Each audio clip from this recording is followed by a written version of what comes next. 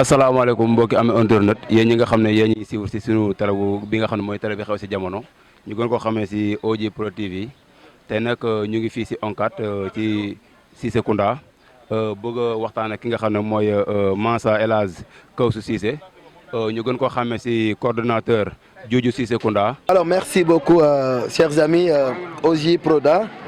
Je vous remercie de votre présence et nous sommes très heureux de vous accueillir dans cette instance.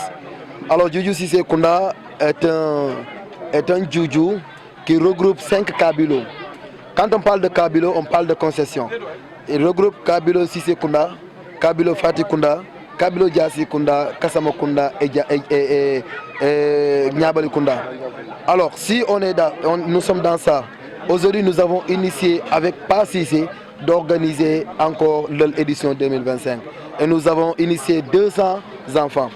Pa Cissé les a tous pris en charge, totalement en charge.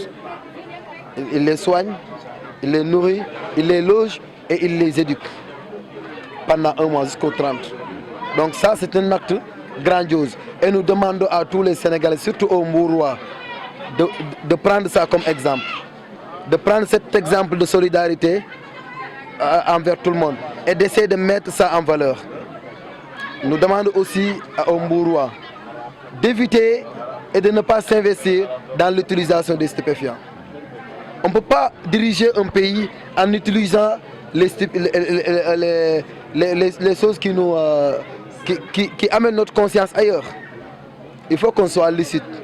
Pour mieux diriger, on doit être lucide, on doit être connaisseur et on doit être poli. Il faut que chaque citoyen mbourois, chaque jeunesse mbourois sache que nous sommes l'avenir de demain. Nous sommes l'avenir de Mbour. Que la jeunesse sache qu'elle est l'avenir de Mbour. Que la jeunesse sache qu'elle est celle qui doit marquer l'empreinte de son avenir. Alors n'essayons pas de gâter notre avenir en utilisant des stupéfiants, en se mettant dans la violence, en se mettant dans l'injustice, en nous créant des problèmes qui peuvent nous retarder. Donc je demande à tout le monde, et je dis aussi aux autorités étatiques, le préfet, que ces décisions doivent être prises en compte et que ces décisions doivent être appliquées à la lettre. Le préfet a bien écrit dans son arrêté et il a interdit d'autres. Il a autorisé d'autres en les donnant des choses à mettre en disposition, des dispositions à prendre. Les deux qu'il a autorisés, ils ont l'obligation de prendre les dispositions nécessaires. Mais les autres qu'il a interdits, lui en tant que préfet, doit appliquer la loi qu'il a dit sur eux, au cas où ils ont affréné la loi. Parce que là où je vous parle, il les a interdits de sortir de Kankourang. Les Diop ont sorti de Kankourang et ils ont fait circoncision, Mandeng. Et ils sont passés. Le préfet, il est au courant. Le commissariat est au courant. Alors pourquoi ils ne font aucun effort? Donc si le préfet ou les autorités étatiques qui sont avec le préfet ne peuvent pas appliquer la loi qu'ils disent sur eux qu'ils ont interdit, ils n'ont qu'à être prêts à ne pas appliquer cette loi aussi sur ceux qu'ils ont autorisés, au manquement qu'ils vont faire. Parce que je ne peux pas accepter en tant qu'autorité. Tu interdis d'autres cas de ne pas faire. Ils font ce qu'ils veulent, tu es spectateur, tu n'appliques pas la loi sur eux, mais à nous, au cas où on n'a pas appliqué ce qu'il nous a proposé, rien ne peut nous arriver. La loi ne doit pas être arbitraire. Toute personne qui affreine la loi doit être traduite en justice. Ceux qui n'ont pas respecté la loi, ils doivent appliquer la loi sur eux. S'il ne l'a pas fait aujourd'hui, dimanche, au cas où on n'a pas appliqué ce qu'il nous a proposé, parce qu'on n'a pas parlé avec ça, c'est lui qui nous a proposé ça, de lui avertir 3 jours avant notre itinéraire, d'être en polarisation en 4. C'est lui qui nous a dit ça. Et le Kankourang n'est pas dans ça. Le Kankourang, sa destination, personne ne peut définir ça. Tu peux juste dire que je dois aller vers la police centrale. Mais le chemin que tu vas emprunter pour aller à la police centrale, personne ne peut le connaître. C'est le Kankourang qui peut définir ça. Parce que le Kankourang peut décider de prendre ce chemin. Et sur ce chemin, il y a des mauvais esprits. Il y a des personnes mal intentionnées qui sont là-bas.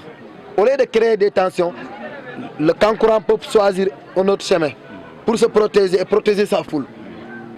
c'est le Kankourang qui protège sa foule, mais ce n'est pas les gens qui protègent la foule. Parce que le Kankourang est protecteur, c'est un esprit protecteur. Dès qu'il prend un chemin, dès qu'il voit des mauvais esprits là-bas, et ces mauvais esprits peuvent entrer sur des personnes.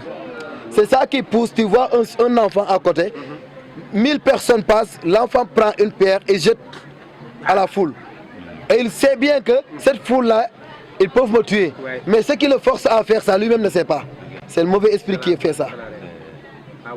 Quand on parle de mauvais esprit, ce n'est pas un mauvais esprit qui se présente. Il parle à travers quelqu'un. Il se manifeste à travers quelqu'un. Alors si on dit au préfet que nous allons prendre l'avenue École 3 pour aller à Tchossé, et on sait qu'au niveau de l'école 3, les mauvais esprits sont là-bas, on va affronter ça? Non, on va prendre un autre chemin. Donc on ne peut pas lui dire nos destinations 3 jours avant, à cause de ça. Même si on le dit, ça peut être vrai et ça peut ne pas être vrai. Parce que si l'esprit voit autre chose, on risque de mentir et on ne veut pas ça. Donc le préfet n'a qu'à appliquer la loi chez nous et chez ceux qui affreinent la loi.